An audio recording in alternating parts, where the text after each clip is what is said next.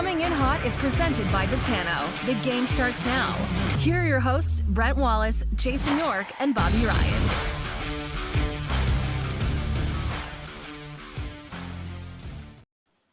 Hello, everybody. Good afternoon. Welcome to Coming in Hot. Brent Wallace alongside Jason York and Bobby Ryan, who's at a rave. I picked an incredible screen. I didn't know where else to go, I got to be honest, but I got some privacy to hang with my guys. All right. Well, you know what? It's very psychedelic, and maybe that's what we need for today's show, because it is a lot of upset people in the nation's capital. So, It's so bad, Wally. I'm even on the chat right now. I'm live, and people are like, "Holy shit, he's on the chat." Oh, I don't know how it's going to go, but we'll see. Jason York's in the chat. We do have lots to chat about. I did lots of arts and crafts today, so there will be lots to look at in the show as well. You're good at that. I was busy, so but I don't want to waste any more time, because you know what? He's basically part of the show at all. He's an honorary member of the Coming in Hot show. Ian Mendes, welcome into the show, my friend. Guys, how's it going? There he is. Good. Welcome, buddy. Yeah. Love the Bobby's psychedelic background there. As soon as I sat down, I knew I was going to take a beating for this. I think we all order that background for our show. I don't see why not. It's like the Barbie. It's like the Barbie movie. And I know Mendes is, has seen the Barbie movie. Well, he was there. I know you're. It's a given. Yeah, opening night. Of course. I got my pink drink here too. So nice. There you go. Okay. Well, you know what? You may need something harder when it comes to this show. So, for everybody who doesn't know, there was a lot. The Sens released last night about Igor Sokolov and JBD going on waivers, along with Matthew Highmore and a couple other players. You saw tweets again today saying they just went on waivers. The issue is, if you don't go on by 2 p.m. that day, you have to go the next day. So they were just placed on waivers today. So we'll find out tomorrow, as in Wednesday at 2 p.m., whether or not they get claimed or not. Ian, I'm going to start right with you. Your reaction to, and those are the most notable players, obviously, in JBD and Igor Sokolov. Your reaction to them going on waivers, along with Lassie Thompson being lost earlier this week. Yeah, I mean, look, it's there's no way to sugarcoat it. If you lose Jacob Bernard-Docker in addition to Lassie Thompson, that's consecutive first-round picks that you've lost for nothing. So you can spin it however you want. That's a disappointing use of resources or asset management. But I will say it is interesting, though, right? If you guys draw the line back far enough, you will remember the discourse around a Patrick Wierkosh or a Christian Wolanin. Like, there's lots of guys that people freaked out about when they got placed on waivers or ended up elsewhere, and they didn't quite get the traction in their NHL careers. Like, I'm trying to think, when's the last time Ottawa let a guy go, got picked up on waivers, and he came back to really, truly haunt them, and you were like, oh, man, they never should have. Like, even with Rudolph Balcers, like, there was lots of people like, I can't believe we let Rudy Balcers go, and then I don't know. So that's my only a piece of hesitation here to fully outright criticize them, is that we do need to wait and see how this all plays out, right? Yeah, I think so. Wait and see. Like, and here's the other thing too. Like, now there's a new set of eyes in town, and Steve Staios. So from here on in, like, none of these picks, none of these players have anything to do with Steve Staios. So he's now in calling the shots. And this is usually when you see things like this happen. It's like, nope, like, the buck stops with Steve Staios now, right?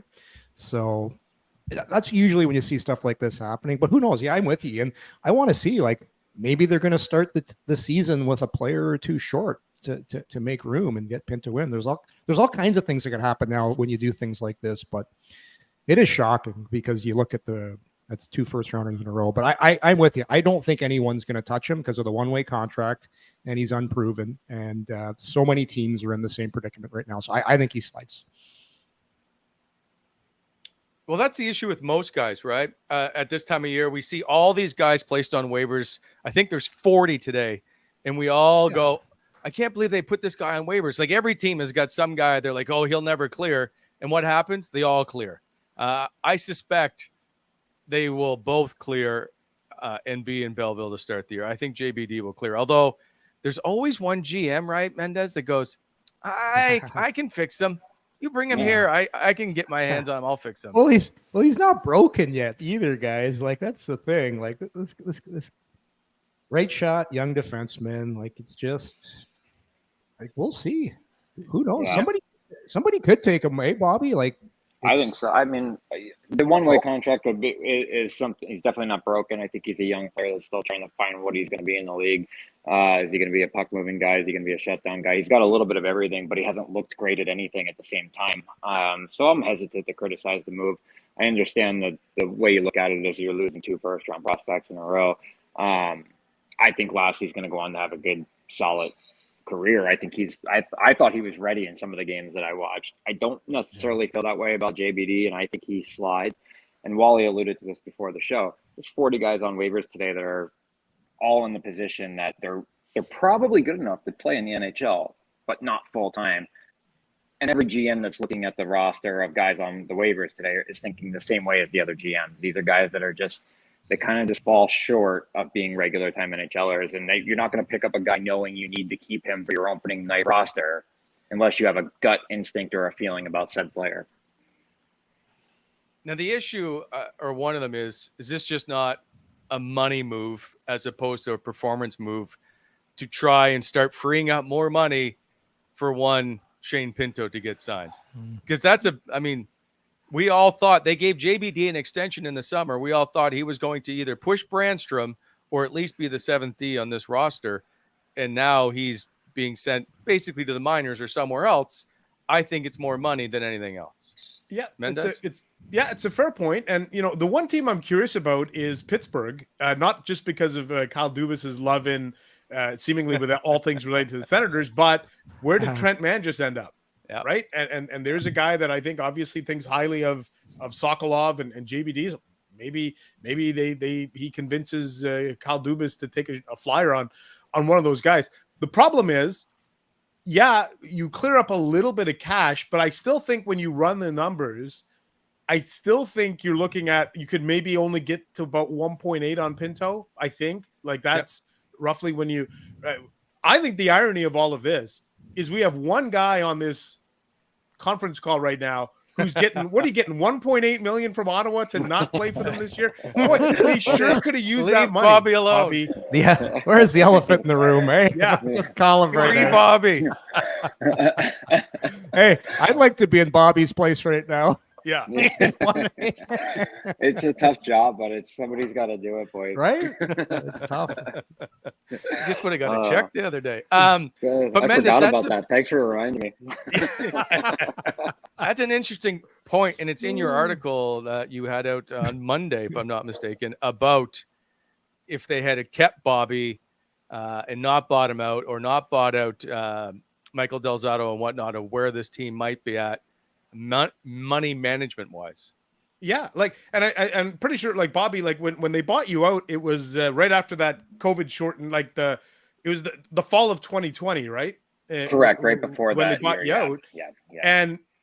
And I'm just saying, like, in theory, if they had just paid you out for 2 years and just whatever, you'd have been off the books at the end of the 21-22 season.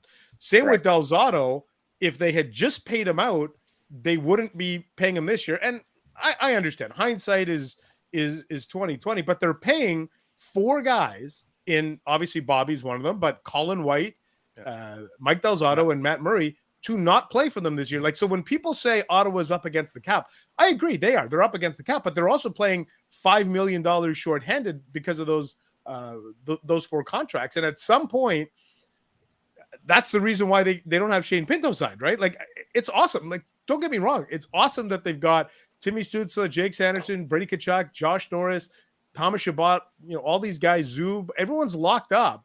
And those are commendable things. But at the same time, there's been a couple of missteps here that have directly led to the conundrum that they're in with Shane Pinto. So the other issue is, this leads into Shane Pinto. It all does. So training camp is winding down here. We've got 2 more preseason games The dreaded Winnipeg travel game is coming up Thursday. They're actually golfing today in Fox Harbor in Nova Scotia, and they're flying to Winnipeg and then coming back home. Yeah, which is why, by the way, there are still some guys on this roster. Yes, they're fighting for spots, but they're also on this roster to take some of those veteran spots that we'll see probably in Winnipeg. And then they'll play against Montreal. We haven't seen Josh Norris, and I doubt that Josh Norris, I could be wrong, I doubt he suits up for his first preseason game on the road in Winnipeg. Amongst the three of you, and I brought this up before, is there concern about Josh Norris starting the season at number 2? And if he doesn't and Shane Pinto doesn't sign, guys, you're missing 2 of your 3 top centers early on. Oh, yeah, let's not talk about the starts. I have no concern. I think he'll be ready for opening night. I wouldn't be surprised to see him play the last exhibition game. I don't think he's going to get stuck playing that game in Winnipeg, but he's going to get his feet wet, and I have zero concern that he's ready to start the season. They're just being I just feel like they're being extra cautious with a player that lost an entire year of man games. Ian, you've been around the rink a lot. What you see Norris day to day? Like, what do you think? I have watched him, guys, and I specifically watched him super closely in a you know how they sometimes run in one end of the ice, a pretty competitive 3-on-3 drill. He looked good. Like, he was initiating contact. He was taking it. I'm with Bobby. Like, I don't know that he'll play that Winnipeg game. To me, that's a hellacious travel day. You're like, it's just all of it. It's not a spot. I'll admit, I'll be concerned if he doesn't play Saturday against Montreal. I'll put my hand up and say, that's a problem to me. But I also want to see how he plays against Montreal. Is he taking faceoffs? Is he not taking faceoffs? Is he initiating contact? Do we see that world-class shot? Like, I'm a huge fan of this guy, and I'm happy. Like, from the athlete's perspective, I'm super happy he got paid, because quite frankly, I usually end up being more of a kind of a siding on the player's side of these things, because I just think, well, Bobby and Jason, you guys know this. You guys have finite careers. You only have a small window to make your money. I'm always like, go get your money, go get paid. So I'm happy for him that he's got a little bit of that security, but I just want to see him play in one game, and then I'll go. What are you guys laughing about now? Is it a little bit of security? Just a touch of security for Josh Norris. What do you go? 7 times 7? Yeah, just a pinch. But is all right. So, hey, listen. I just to add on to what Ian and Bob were saying, I'm just a pinch concerned because he tweaked it. Had the surgery, came back. I was hoping he'd just hit the ground running in training camp. No yellow jersey on, and so like until if he's just playing one of the last games, I'd be a little concerned. But it's good to hear that, Ian, you're watching him, because I haven't been down to the rink to see any of this. And that's when you can really tell. You're going hard in battle drills and practice. You're going all in. That's a great sign. So that eases your mind a little bit of where he is. But, I agree, though. Great player, great person. I'm glad he's got a little bit of security, as Ian calls it. But, hey, I'll tell you the one guy that's concerned if Josh and Pinto is DJ Smith and the coaching staff. Like, come on. Yes. You don't want to start the season with one of your top 3 centers healthy. So I'm sure DJ, hey Josh, how you feeling? Hey, how's it going? You ready to go? Rubbing the shoulders. Hey, how's that shoulder feeling? Hey, let's go. Walking around with Flex all in his hand, waiting for Josh to walk by. Warm it up, buddy. Let's go. Yeah, let's go. All right. So to the Shane Pinto chat, shall we? And that's the ongoing contract negotiations. For people that want him to sign a 1-year deal, this is why Shane Pinto is not. He goes right back into arbitration rights next year. He doesn't have any rights again next year if he signs a 1-year deal. And I don't know that people understand that. So he's not going to go through this again to go through it again next year. And he's not signing a 1-year deal for $1 million with a something in the drawer promise in case he gets hurt 2 months into the season. Ian, what's your thoughts on where this is going or headed? Yeah, I agree with that. I see a lot of people saying, well, you know what? and I think it was years ago in San Jose, Kevin LeBanc did this with the Sharks. He was in a similar spot. They gave him a 1-year, $1 million deal coming out of entry level. And it was kind of like a nudge, nudge, wink, wink. Don't worry, we'll take care of you. And I think the next year he signed a 4x4, something like that. They just didn't have the room for him. I don't think that that's something that Shane Pinto would entertain at this stage of the game. And I think part of that is you're into October and you haven't signed. And I think you probably were given indications back in the spring and into the summer that it would have been taken care of by now. So I think that there would be a little bit of trust lost between the two sides. I'm not saying it's like irreconcilable differences. I'm just saying I don't know that they're at the point where you can do one of those nudge, nudge, wink, wink deals. And really, I look at it too. Why should Shane Pinto take less on a 1-year deal? I understand Sanderson, Stützle, everybody maybe took a little bit less. Those are long-term deals, right? Those are 7-8 year deals. On a 1-year deal, I don't think you should have to take less because your team's in a cap situation or in cap hell. They have known, right?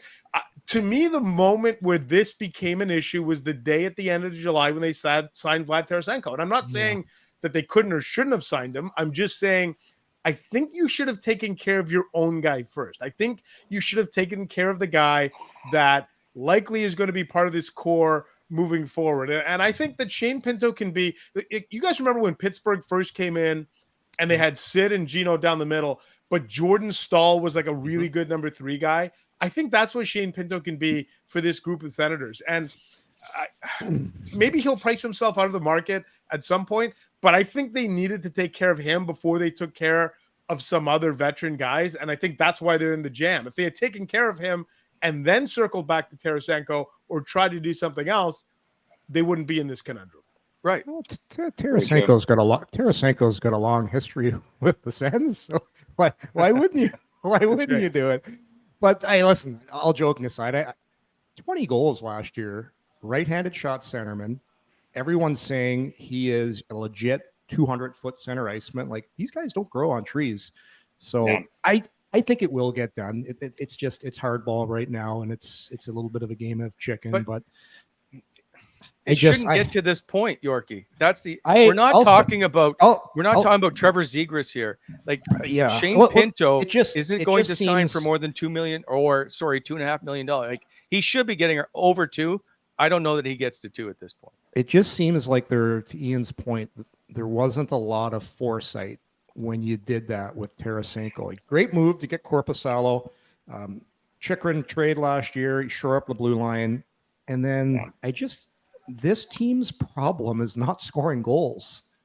It's depth, it's 200-foot play, and it's guys that play the right way. And I don't know. Who knows? Tarasenko could come in and score a ton of goals and be a great fit, but man, I thought that's why when you got Kubalik in that trade, like, that's a pretty good goal scorer right there. And when you get a guy like that that's only making $2 million, that's very motivated too, right? Like, he's making $2 million and would love to get to, like, he's proven, but not really, and he's hungry. Like, I would have loved to have just let's give Kubalik a chance to start the season. Let's use that money. Let's sign Pinto. And hey, guess what? We got a little bit more money to sign somebody else for the 3rd or 4th line. To me, that would have made more sense. But here we are with Pinto out of camp, right? I have a question in the chat that I'm interested in asking you guys. It's from Ninja High. Given the current cap situation, what do we think the roster plan was if the Sens had signed DeBrincat to a 7x7? Very good question. That's a very good question. He was now, never I know signed. DeBrincat was never 7.5. He was never signing here ever. I understand, but that's not the question, Yorkie. What was the roster plan if he had? And well, if you send another player in the $7 to $8 million range, the entire 3rd and 4th line get washed. You have to find a bunch of guys making 1.5, right? Yep. So it would look drastically different, and Pinto would have been. He was impossible to sign right now anyway. So I have no idea what the roster plan would have been, but I don't think. I think it was very evident very quickly that the Brincat wasn't staying, and it just took longer to make something happen than they wished. Well, Ian, Jake Sanderson wouldn't be signed right now. Yeah. There you go, That- right? That he wouldn't be signed if you kept your Brinket, and you wouldn't have one of the top young defensive talents in the league. So I don't know about you guys, but I'd rather have Jake Sanderson on my team than Alex DeBrincat. So it's probably a good thing. What was interesting on that too is remember when they were kind of playing a little bit of a game of chicken with DeBrincat, and there was talk. We thought that they might go to arbitration. And remember, he had a $9 million qualifying offer for this year, and Ottawa was trying to talk that down to whatever 7.75. Yeah. So I think that's how it would have played out. Like let's say DeBrincat didn't get moved. I think he would have come back on a 1-year deal. And let's say he comes back at 7.75. Well, you absolutely couldn't have brought Tarasenko back. So there's $5 million of that 7.75. You probably would not have had, Hammond back. You wouldn't have had McEwen. Like you could maybe figure it out. And Sanderson's still on his entry level this year, so it doesn't really count. But there wouldn't have been space for him long term. I don't think the way that this is currently constructed. I don't think. Agreed, but we're not allowed to talk about that player anymore in our show. So we're moving on. And before we do, I'd just like to tell you about our sponsors as we get through the show here. We're coming up to the D part of the show, which will be exciting. Okay. This show is always proudly presented to you by Botano. Go to botano.ca, download the award-winning app, state-of-the-art, same game parlays, live betting, bet builder. Remember, they have the if your team is up by 3 goals, you already win. Also coming up this Saturday night at 9 p.m. Eastern, they have live NHL hockey trivia that I will be part of. I'm joining the live hockey trivia. So go. You don't have to deposit any money. Just go. You have to have an account. Just sign up an account and go to botano.ca/casino. You'll see it. It is the Botano trivia. It is on Saturday, 9 p.m. Test your hockey knowledge. And Mendes, you are not allowed to play because you're too smart. I'm banned. Also, banned. By BEI, Bonisher Excavating. They have now started into home building in the Wren subdivision, which is just about an hour west of Canada, near Renfrew. BonisherHomes.com, all kinds of floor plans, all kinds of prices, and they have 70-foot frontage. Listen, just go check them out, BonisherHomes.com, and start living the nice, quiet life like Bobby in the mountains with a rave. It's a very, very accurate description of where I'm at right now. Okay, so JBD's, well, let's say gone for now, at least in the minors, if not with Ottawa. So, or selected by another team. And of course, Lassie Thompson's gone. The only remaining, there's a 7th D left, and it's Max Gannett, who's played one NHL game. He's looked very good. But do we expect him to be there come opening night based on one reason only, dollar signs? He is. So everybody thought Tyler Kleven played pretty well, right? He's $100,000 cheaper than Tyler Kleven on the NHL roster. Mendes? Yeah. I mean, look, this is all predicated on Pinto, right? And they might be down to one of those teams that has like $80 in cap space, right? And it might literally come down to that. This is going to be interesting to see Wednesday if JBD gets picked up, because if he doesn't, I do wonder if he is technically the number 7 guy here, and that this wasn't just an opportunity to try to, maybe see if he would get picked up, or they try to do something. But this is like, what I wonder is how many extra guys are going to carry. Are they going to carry? Are they going to carry? I think that they can't. Probably they can't. They got to carry the bare minimum, right? Yeah. And I think that the thing is, remember a couple of years ago, remember when Vegas had a game where they dressed like 15 skaters? Yep. Because they were up against the Leafs last year. I think, last year or 2 years ago, Tampa's had that. And I'm okay with that. When you're like a legitimate Stanley Cup contender, we get it. Sometimes you get up over the cap. But we got to keep in mind the Ottawa Senators are in the midst of a 6-year playoff drought and have yet to definitively like stick a flag in the ground saying we are a playoff team this year. So you'll excuse me if I'm a little bit more critical of their roster and cap management because they haven't pushed themselves into the upper echelon of the Tampas, of the Vegases, of the Colorados. Those are teams that have earned the right to maybe have some of that. Ottawa, they haven't, and this is what makes the JBD versus Clevin versus Gannett. It becomes fascinating because you are down to hundreds of thousands of dollars, but let's not forget they're not a Stanley Cup contender yet, right? Yeah. Well, the nice thing is, like, I'm not too concerned about guys going down and being able to recall guys down. Belleville's 2.5 hours away. Like, that's the beauty of having a team so close. So you can take a little bit of risk and do things like that, and buys you a little bit more time. But hey, I like what they're doing, right? Like, as far as pressed straight up against the cap like they are right now. Like, when couldn't we say the Senators have ever been like this? But Yorkie, I don't believe this is a positive. I do. Anytime you're spending to the cap, I think it's a positive. Oh, wait a sec. You can go out to the store and spend all kinds of money and bring back a bunch of stuff. But that doesn't mean you've got more money saved and you can go to the store the next time. You can spend willy-nilly all you want. Now they have an issue of managing assets, and they can't return the products. I like how you put it. Yeah. Well, you Costco. You could send the product down to Belleville for a little bit, and that's what's happened with That's Docker right here. He's gone down. Not if somebody comes and wants it. Nobody's picking him up. I'm telling you that right now. That may be, but that also. So what are you telling that player? By the way, just off topic, are we saying to, like, does that affect JBD's mindset now of being in Ottawa? And I understand they're all professionals, and you're going to say, no, your job is just to go to work and get better. But some people don't take it the same way.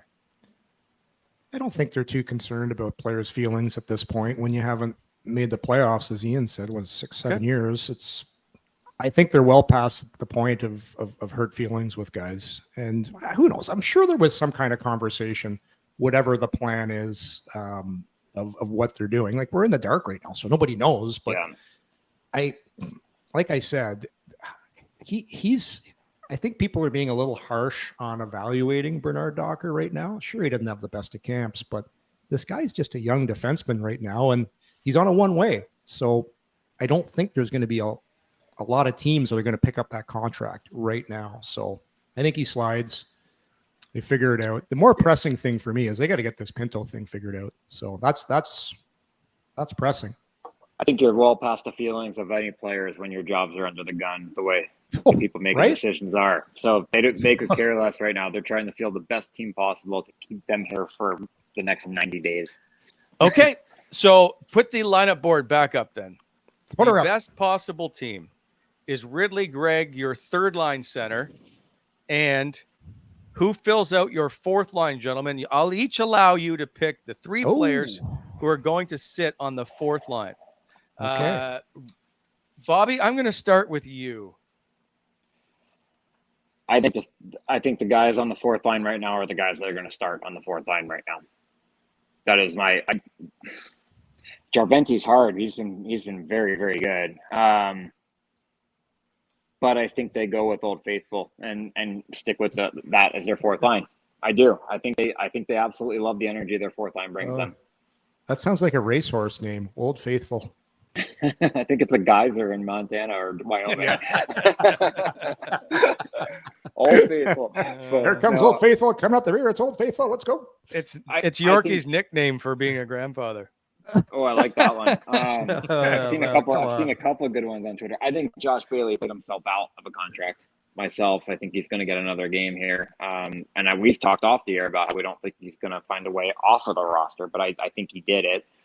I think that they're just going to start with what they know at a fourth line that can have a little bit of success. And you keep, if Pinto is not here, maybe you keep a Jarventi in there to play up and down. But I don't think they change much. I really don't. Go ahead, Ian. Yeah, I tend to agree with everything Bobby said. The interesting thing for me is if we get to a week from tomorrow, from Wednesday night, and Pinto isn't signed, and let's say for whatever reason Norris isn't good to go, who's your second line center? I think the answer is Ridley Gregg. It is. Yep. And then I think Jarventi slots in in the 3 spot, and now you got some real problems, right? Like now so again, hopefully that's not the case for them. Hopefully that's not the case. I don't want to see that happen for them. In an ideal world, you got Norris and Pinto there, and then the third line conversation. You know, the one guy I really like is Schmeichel. I really like this guy, and he can kill penalties. I had a good conversation with him after one of the games. One of it was either I think it was the Toronto game at home, and he said, like, you know, what he wants people to know is he's like, you know, I'm a penalty killer, right? Like that's my bread and butter. Like I kill penalties. I'm a defensive guy. Like I think he was trying to say, like, don't just go to Hockey DB and see that I scored 25 goals in 49 games or whatever in the Swedish Elite League and think that I'm a finisher. He's like, I like to play it dirty, and I like to get my nose dirty, and I like to be a bottom 6 guy. And now we're exactly doing that. We're just going to Hockey DB and playing. But he's saying, don't just look at the 25 and 23 goals in these last 2 years. Look at the fact that I kill penalties. And he said he killed penalties at the World Championships. He's killed penalties, I think he said, the last 4 years playing overseas. He's a guy that I think could absolutely fit the modern bill of a really smart and efficient fourth line player. Like I'd like somebody who can score 10 to 15 goals in that area. Maybe 15 might be a bit high, but 10. Yeah. You know, give me 10 goals out of the fourth line, out of each member of the fourth line. Swedish Elite League is a very good league as far as defensive hockey goes. Like that's how the Swedes play, right? When was he saying this, by the way, Ian? When was he campaigning? When was this campaign going on? The campaign? No, it was me asking him about himself as a player. So it was after one of the must have been the first preseason game. So who did they play? They put the Leafs on in an afternoon game. Yeah, it was after that afternoon. So whatever, 9 days ago, my first chance to chat with very, very articulate and engaging and bright young man too. Mm-hmm. What's his? Put you guys on the spot here. I don't have it in front. What's his NHL salary right now? You guys know? What's he making? About 9? Is he 835? I feel like it's 7. It's on the other board that should be up, but it's not. Yeah. So it's a pretty reasonable rate to keep a guy in the NHL at. Like if you think about it. But what do you do with the other players? That's the issue. I would have Yuri Schmeichel on my 13-man roster in a heartbeat. Yeah. Under the dollars and cents of the issue right now, what are you doing to make him a roster spot? Well, it sounds like it's if you like Bailey's out if he's in. Like Bailey's not signed, so he doesn't matter. Yeah. So they're not signing Bailey. They're going with Schmeichel, who's got some offense, but can also, as Ian's pointed out, is comfortable playing in a bottom 6 role. Because let's be honest here. Like we're doing a lot of debating over a line that's probably going to be playing maybe 8 minutes. The top 6 for Ottawa is going to get the shit played out of them for the first couple of weeks of the season because the coaches want to get off to a great start. The team wants to get off to a great start. So how do you do that? You play your best players. There's no margin for error to be trying guys out to see what they can do early on in the season. So yeah, I get it. Agreed. It's fun to debate this. In my opinion, it doesn't really matter who is in those roles. It's how good is Tarasenko going to be? How good is Kubalik going to be? Okay, but those aren't my questions. My question is, what is your fourth line? Well, the one thing I'll say about those guys. Oh God! Just give us the answer. So, Parker Kelly's not Steve Stamkos's guy. He didn't sign him. Neither is Zach McEwen. So I thought they were shoe-ins before. I would say maybe Parker Kelly, if he doesn't play well the last couple games, could be in trouble because he's not Stamkos's guy. So maybe you see a guy like Schmeichel come in there. It's up for grabs, man. That's the way it should be. Okay, so you still didn't answer it, but that's okay. Well, I'll take Schmeichel then. I'm just butchering his name. But who are you moving out? Are you moving Parker Kelly? Are you putting him on waivers? Well, I want to not today. Like if it's Parker Kelly's job to lose, so I'm putting him in until I see him play the last couple games here. But see, that's the argument right now. If you follow social media, is the overwhelming majority of people, fans, want to see Yuri Schmeckel lining up on opening night on that fourth line. Yeah, because the games we've played thus far have been AHL games. They're not real NHL games. And that's the thing. Temper your expectations. You really shouldn't judge until you see the last couple games because you're playing against minor league guys. You're not playing against NHL guys. And the NHL guys that are playing are just trying to get their timing back. They're trying not to get hurt. And it's not real. It's not real. And that's what people have to understand. The game last night was pretty good, though. It was good, but it's getting better, but it's still not. It's still the next not. two are big. The next two are going to be very telling games. Sure, you're going to see very telling. As you guys know, you start to see the separation now. But would you, with the both of you, have loved to play in that game last night? There was a lot of energy around that game. And if you're going to play a preseason game, I'd like to play Fox Harbor. Well, see, you got to play in the game to go to Fox Harbor. Yeah. I'll miss Fox Harbor. I'm not traveling now. You're not going. I've played Fox Harbor. It's fantastic. I loved it. All right. I'll think about it. Yeah, Nobody's asking me to play any more games anyway. So, I'm going to come back to Drake Batherson since we don't want to talk about the fourth line. We'll move to the second line. Drake Batherson is having himself a pretty good preseason. For what that's worth, I know you guys don't care about the points, but he does have 6 points in 4 games. He leads the league in assists and shots on goal. He's got 11. Actually, I think it's 22. It might be 22. Plus 4. Like he's had himself a pretty good preseason. I know the games have been back in Nova Scotia where he's from and wants to play well, but for a guy that struggled last year and admitted how long it took him to recover from an injury, this is really good news, Ian. Yeah, it is. And I think I don't care about the points, like you said, preseason, whatever. It's the way that he looks. He looks super engaged. He looks like he's physically involved.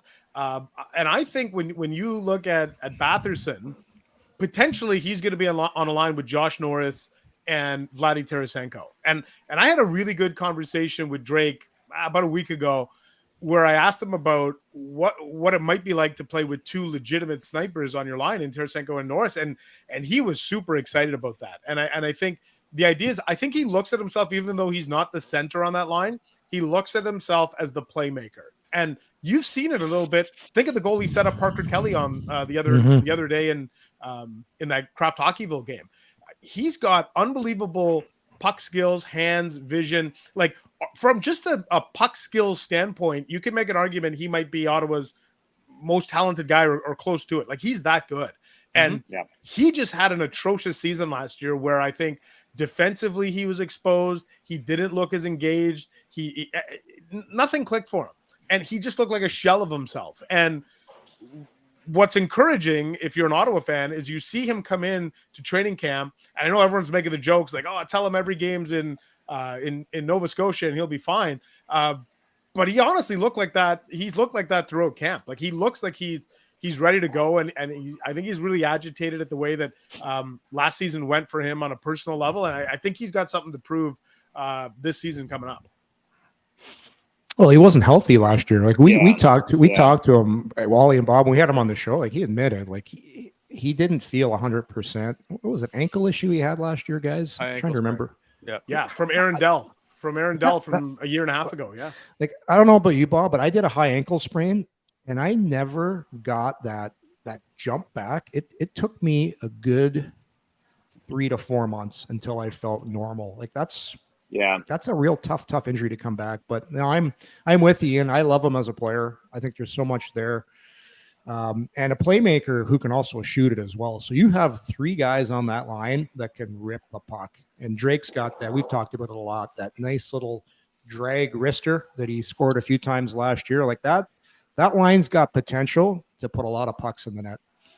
Yeah, when you're, and going back to the injury, when you're missing that pop as a guy that's not overly fleet of foot to begin with, he's a guy that gets around the ice by being very smart and getting to the right places. When you're missing that extra little pop and you're really behind the 8 ball, do a lot of races. That absolutely hindered him in the rest of his game last year. I think he's had a great summer. I think he worked his ass off. I think, like you said, there's a bit of a chip on his shoulder to kind of right the ship from last year, so you don't become a certain type of player that's typecast into a certain thing. Good offensive player, good shot, terrible defensively, whatever. I think Drake took all of that personally. I think he had a great summer. We talked to him. I've talked to him a bit. I think he's come back in on a mission to make sure that people understand he is their second best offensive player outside of Timmy Stützle. He is their most important guy offensively in a lot of different areas that can create more than most guys can. He can create a lot of different ways. I think he's in for a big year. And that's just me personally. And we were talking about a terrible year. He had 62 points last year. I mean, he's still at 60 plus. I mean, I mean, he won a couple of golf tournaments in a few months, but that's going to go away. That'll come down a little bit. He's not a minus 35 type hockey player. That is for sure. Yeah, no, the Sens just, when you play as much in your own zone as the Sens did last year, bad things happen. And it's just, unfortunately for Drake, a lot of bad things happened in the defensive zone last year, but I'll echo those statements from Bob. I think he's used that. It's motivated him. It's evident he's done a lot of good work this summer because he seems to have that little pop back in his step. And if there was some kind of wager on points for Drake, I'm taking the over this year. Me too. It's 100. I'm taking the under. Pardon?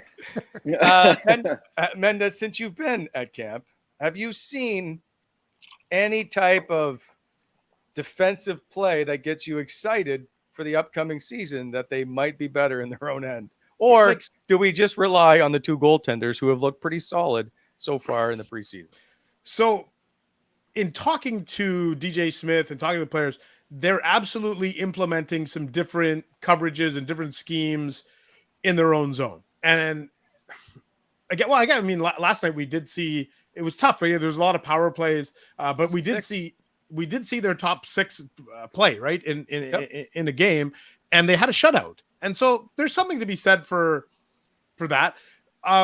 I think the issue is, like, this is the first time. This is where I'm going to defend DJ Smith. And I know that he gets a ton of criticism, and he knows that he should get some criticism. Your team hasn't made the playoffs in 4 years in a row. Of course, we're going to be coming at you.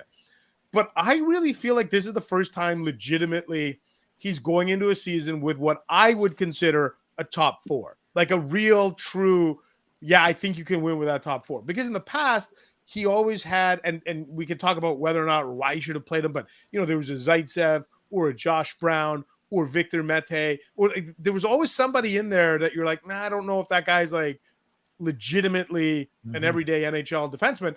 And now I think your top four is set. So I think if the Chabot Chychrun pairing works out well, and Chabot's okay to play his right side, and Sanderson Zub become your shutdown, I think that those two pairings are going to eat up like 46, 47 minutes. In fact, to Yorkie's point, would it shock you if in the first 2 weeks of the season, 3 weeks of the season, that number is closer to 50 minutes, 5-0, that they're all four playing 25 minutes a night, and Brannstrom Hammond is down 10, 12 minutes? Like, that wouldn't shock me at all. And that's going to be the real window. Because now we can't say it's a talent issue, right? Like, can we agree? No. Like, right. It's not a talent issue. It's not a personnel. It's not a roster issue anymore on the back end. Let's see if it is in fact a tactical or a scheming error. Yeah. Wally, by the way, you've got Blame the Cat now trending on our chat. I thought we weren't talking about him anymore. Amazing. It's better than Blame Bobby. Alex piped it on the chat. He said if Batherson has a monster year, just say last year it was the Cat's fault. So we blame the Cat here. Do we have any concerns, gentlemen? And yes, Yorkie, I get to defer to you, but I'm going to start with Ian on Thomas Chabot playing on the right side. I think like it's fair to have questions. I mean, for the majority of his time in the NHL, I've only seen him on the left side. So there's issues, and probably both of Yorkie and Bobby can talk about this. Probably more Yorkie as a defenseman, but it's the breakout, right? And sometimes or keeping the puck in in the opposition in the offensive zone, or it's the breakout and maybe having to deal with your backhand a little bit more. But he's a super skill guy. There was one sequence yesterday where Chabot came back, made an unbelievable play in his own zone to break up something, and then turned around and raced it back like 160 feet on his own. Great scoring chance. I thought, wow, we haven't seen that version of Thomas Chabot in a while. And I think it can work for him. He seems to be comfortable. They do seem to switch a little bit during the shift, and there might be some fluidity to that. But I do expect him to bounce back, and I do expect him to have a little bit of pressure on him this year as he's, kind of going to be eating 25 minutes a night for a team that's got playoff aspirations. Yeah, I think with those two, you're going to see a lot of switching in the offensive zone. Like you're going to see a lot of movement where all of a sudden Chabot's on this side, Chychrun's on that side. I would personally like to see Chychrun in the offensive zone because you got Chabot, and a lot of times when you do that quick low to high, I would love to see Chabot on the forehand right over to Chychrun for a one-time bomb, because he's even that wrist shot that he's able to catch and release. But I think it's going to be very organic the way those two play. And hey, I think they'll have the puck more often than not. So the defending, it's a lot easier to defend when you have the puck, but breakouts are going to be cleaner. Good players love playing with good players. That's one thing. Yeah. You ask any forward, any defenseman, you get a guy that can make plays, pass the puck on the tape, doesn't jam it up the boards all the time. Skill guys love that. So I see no reason why this pairing shouldn't thrive, especially in the offensive zone. Like Thomas is so mobile across the line. I already talked about Chychrun's shot. And also too, like the only thing is picking pucks up on your backhand off the boards. Both those guys are more than capable of doing that. Yeah. That's the only thing I was going to say, is that there's going to be there's a few things that are going to be small problems, but for Thomas Chabot, I have zero issue with him being on that side. Like I said, like both of you alluded to, they're going to switch a ton. They're both going to be able to cover so much ice with the way that they skate that I don't have a problem with it. They're going to have to make a few more plays on their backhand, and that happens. But if you're going to give anybody on that defense a chance to make a play on their backhand, for me, it's still going to be Chatty. So I don't have a problem with it one bit. I think he's going to thrive with a player like Chychrun to help him. And the other thing too, Bob, is forward sag so low now in the D zone. Like it is easier for D to pick the puck off the boards. Like I always. Like, why are the forwards so low? Like, they give so much time and space at the top of the zone. And if you give those guys time and space, you pull it over. Now, all of a sudden, you're on your forehand. Like, a lot of things open up. Stick to the middle of the ice, yeah. Right? Yeah, so I agree. I'm excited to see those two play together. I think it could be a pretty special pairing. Well, I agree. With Chyk and Chabot always in the offensive zone, it doesn't matter how they play D, really? Nope. Right? They're going to be scoring every shift. Every other. Hey, that's the plan on paper, at least. Before we let you go, Mendes. Yes. I guess the last topic, although I can't probably come up with another one, I'm probably lying, is the Sens will play 13 of 17 at home to start the season. Oof. Is this discussed very much around the room? It's a good, like, I think that they know what's going on, and they have never, like, in the entire Brady Tkachuk kind of Chabot era of this team, I guess to some extent, like the DJ Smith era of this team, they have tripped out of the gate every time. Every after the first 20 games of the season in the 4 years under DJ, they've been, I think, 30th overall, 32nd, 31st, and 28th, meaning they have always been one of the 5 worst teams in the NHL at American Thanksgiving. The one difference being that there was the one season that started in January, but still, my point is they've tripped out of the gate. They have been gift wrapped an unbelievable start. I think they get 2 games with Tampa at home where Vasilevsky's not going to play. Those 2 games in particular are the ones that I'm interested in looking at, because that's exactly the type of team you need to chase down and beat, and they're going to be vulnerable. How badly do you want those games? And don't wait until March and the trade deadline for the fans to chant, "We want playoffs," to play with that urgency.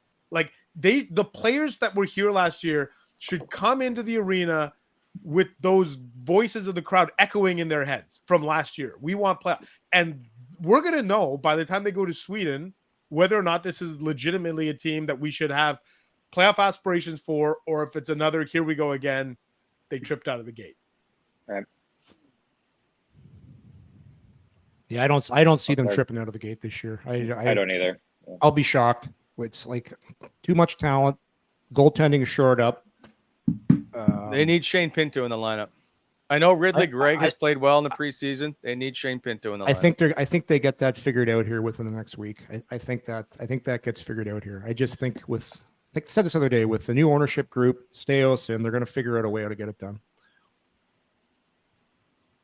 All right. Regardless, whether he's in the lineup or not, the start's going to be this. They're not going to have the same kind of start they've had in years past, with all the home games, with all of the excitement and all the hype, I guess, to a degree. Brady Tkachuk is not letting that team start slow this year. You could say whatever you want about DJ and the rest of the staff. Brady Tkachuk's in charge. Yeah, they're starting well. At the end of the day, it does fall down to the players, and I'm with Bob. I don't see Tkachuk. I just don't think he's going to accept it, and he's going to drag this group. They're going to be ready to go. They're going to. Yeah. I think you got like, as much as I've talked about Tarasenko, the guy's on a 1-year deal. Yeah. A Russian player on a 1-year deal is a dangerous thing. He's going to be motivated. Right? Very true. Yeah. Finally, Mendes, do you think Mike Fisher is jealous that he didn't get the same kind of attention that Travis Kelce's getting right now? When he started dating Carrie Underwood, compared we were to doing the games back then. Carrie would come to the games, remember, the odd time? Yeah, but we're not nearly like it is now. Yeah, but Taylor Swift's on a completely different level. Not at the time. At the time, she was the biggest star in the world. Yeah. But we were too Mendes, soft. Like Fish is an aw shucks type of guy. Like, doesn't like the spotlight. Kelsey is like singing, dancing, like this guy. Two kind of different personalities. He looks like a wet mop, doesn't he? What do you think a conversation with him is actually like? Like I can't stand him.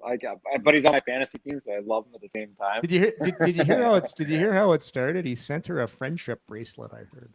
Yeah. He shot his shot. You know what? To be fair, the joke's on us. We're talking about him on our podcast. Exactly. Exactly. Hey, that's my point. I wonder, is he getting a piece of the jersey sales? Up 400%? 400%. 400%. They do, and the NFL does get a percentage of the players do. Okay. Get a percentage. Yeah. He's smarter than we think. They had a better negotiation tactic than we did. Let's all revisit the 2005 lockout, Mendes, shall we? Yeah, that's where we went bowling one day. We did. Hey, before we I say goodbye here. Can I? Because I know, Wally, you mentioned you're doing a Botano trivia thing. Yeah. Okay. Can I throw a Sens related trivia question to the three of you?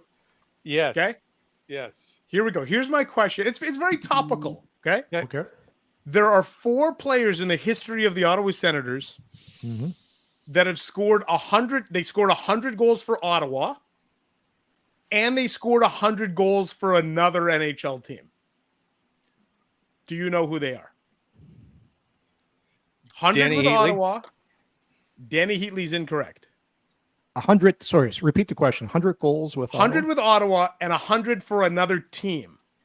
Marian Hossa? Marian Hossa. Yes. Yeah. Hossa. Me. Correct.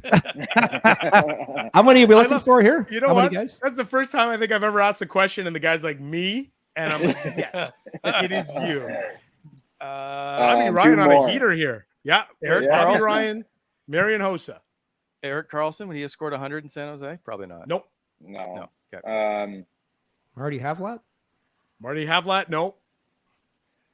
I want to say Spez, but I don't think I'm going to in Dallas. I'm going to take Jason Spez. I'm going to say he must Spez. have scored 100. Spez. They gave him $5 million a year or something. Jason Yeah. Spezza? Nope. Oh. I'll give you guys a hint. It was somebody we just talked about. That's what sparked the question for me. Who are we talking about? We don't listen to our own show. Somebody who dated Mark a celebrity. Stone? Somebody Mark who Stone. dated a Oh, celebrity. Mike Fisher. Oh, Fisher. Mike Fisher. Fisher. Mike Fisher. Oh, he did. That's right. Yeah. Of course. And the other guy, Mika Zibanejad. it's no, it's going to be EJ no, not Zibanejad. The other guy's going to be really hard for you guys to get, so I'm just going to give it to you. Alex Kovalev. No, you Mike got the Hoffman. first. No, Oh, Alexi Alexi Yashin. There you go, Alexi Yashin. Oh, yeah.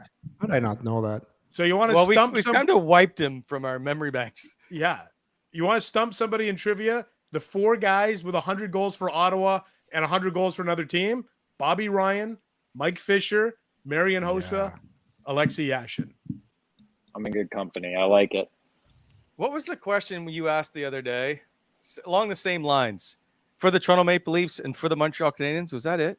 What was it? Who, me or Bobby? Yeah, when we went out to that event, you had a question.